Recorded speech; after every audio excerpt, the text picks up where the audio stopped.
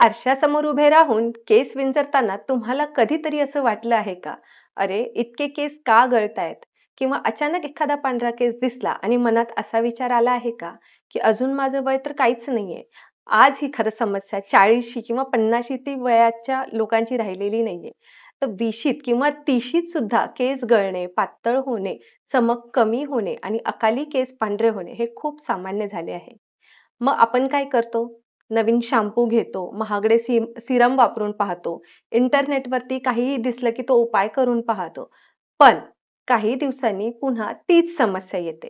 कारण केसांची खरी काळजी फक्त बाहेरूनच नाही, तर मुळांपासून घेणे जास्त गरजेचे आहे.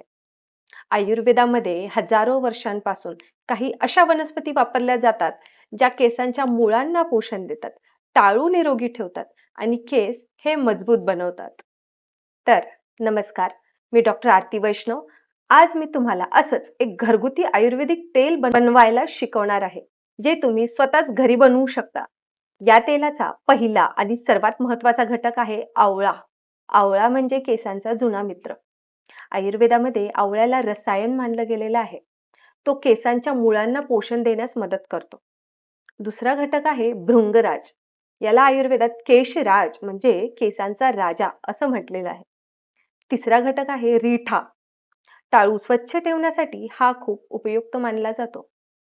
चौथा शिकेकाई.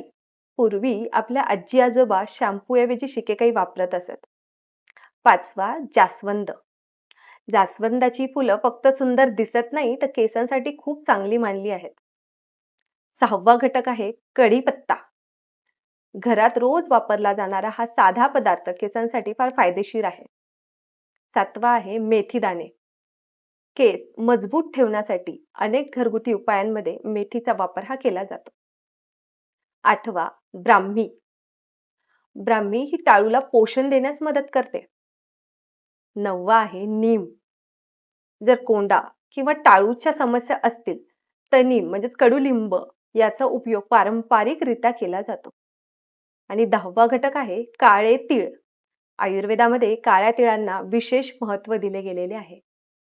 आता हे तेल बनवायचे कसे? एका पातेल्यामध्ये 200 मिली खोबरेल तेल आणि 100 मिली तिळाचं तेल घ्या. त्यामध्ये आवळा पावडर 2 चमचे, भृंगराज पावडर 2 चमचे, रिठा 4 ते 5, शिकेकाई 4 ते 5, जास्वंदाची वाळलेली फुले किंवा फ्रेश फुले 5, कढीपत्ता 15 ते 20 पाने, मेथी दाणे 1 चमचा, ब्राह्मी पावडर 1 चमचा, कडुलिंबाची पाने 10 आणि काळी तीळ 1 चमचा. हे सर्व घटक त्यामध्ये घाला आणि त्याला उकळू द्या. गॅस अगदी मंद ठेवा, घाई करू नका. साधारणतः 20 ते 25 मिनिटांनी हे मिश्रण शांतपणे बनू द्या. हळूहळू औषधी वनस्पतींचे गुण तेलामध्ये उतरू लागतील. मिश्रण थंड झाल्यावरती गाळून काचेच्या बाटलीत भरून ठेवा. बस, तुमचं घरगुती आयुर्वेदिक तेल तयार आहे. पण एक गोष्ट मात्र लक्षात ठेवा. फक्त तेल बनवणे पुरेसे नाही, ते योग्य पद्धतीने वापरणेही तितकेच महत्त्वाचे आहे.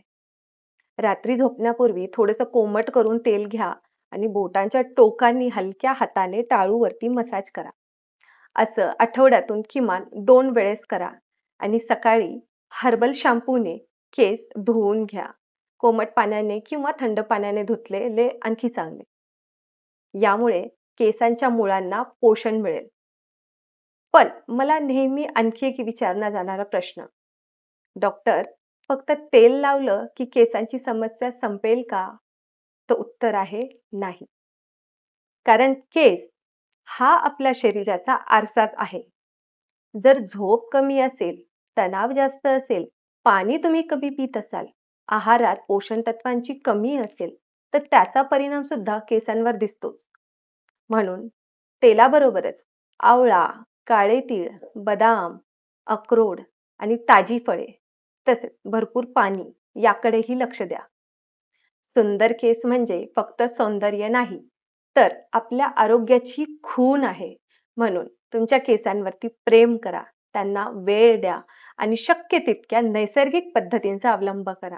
हा व्हिडिओ तुम्हाला उपयुक्त वाटला असेल तर लाईक करा, शेअर करा आणि अशाच आयुर्वेदिक माहितीसाठी चॅनलला सबस्क्राईब करायला विसरू नका. मी आहे डॉक्टर आरती वैष्णव. पुन्हा भेटूया एका नवीन विषयासह.